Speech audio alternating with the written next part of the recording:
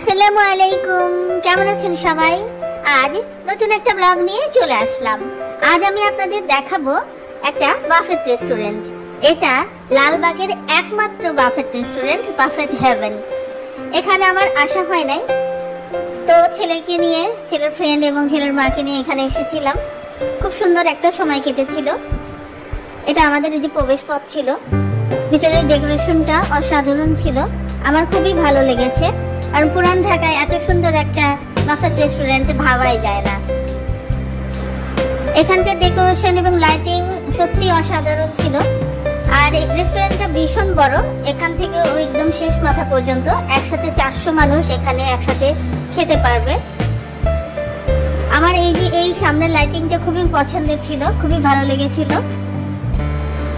এই সাইডটায় কোনো বিয়ে বা জন্মদিন, বৌভাত অনুষ্ঠান করতে পারবে, তার জন্য স্টেজ সাজানো আছে খুব সুন্দর। এই সাইডটাও আছে।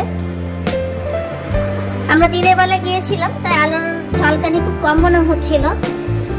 ওই দেখেন দূর থেকে লালবাগ কেল্লা দেখা যাচ্ছে। এখান থেকে লালবাগ কেল্লা খুব সুন্দর ভিউ দেখা যাচ্ছে।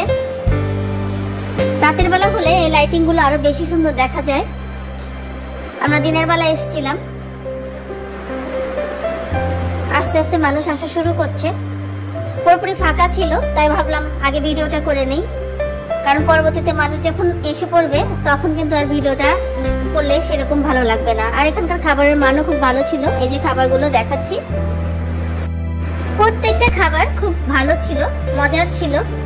আসলে বিভিন্ন বাফেটে আমার খাওয়ার অভিজ্ঞতা আছে, তবে সব বাফেটের খাবার কিন্তু সত্যি মজার না। সেগুলো নাম বলে আমি তাদের প্রতিষ্ঠানের নাম ছোট করতে চাই না, তবে এখানে এসে খেয়ে সত্যি ভালো লেগেছিল। এখানকার খাবারগুলো খুবই ভালো ছিল, মজার ছিল। ডেজার্ট আইটেমগুলো অনেক মজার ছিল। এখানে সি ফুডের মধ্যে শুধু কাঁকড়া ছিল, আর তাছাড়া ভেজিটেবল আইটেম, অন্থন আইটেম, নান রুটি সবই ছিল আর কি। এই সাইডটাতে একটা বড় আস্ত মাছ ছিল এবং বড় একটা চিকেন ছিল। রাতের বেলা আসলে এখানে রবি থেকে বৃহস্পতিবারে আস্ত খাসি দেওয়া হয়।